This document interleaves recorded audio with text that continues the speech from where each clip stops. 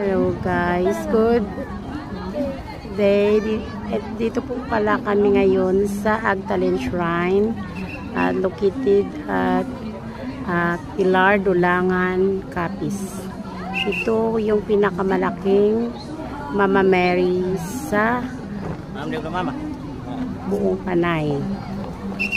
Ito yung tinatawag na Agtalen Shrine. May misa po dito every first Saturday of the month. Ang dami ng sumisimba dito. Halos buong Panay Island sumisimba dito. Kasi yung iba may mga panata po sila. Ako naman, tuwing Saturday, nagsisimba din po ako dito. Nag-pray ako kay Mama Mary. Nagumenang din ako sa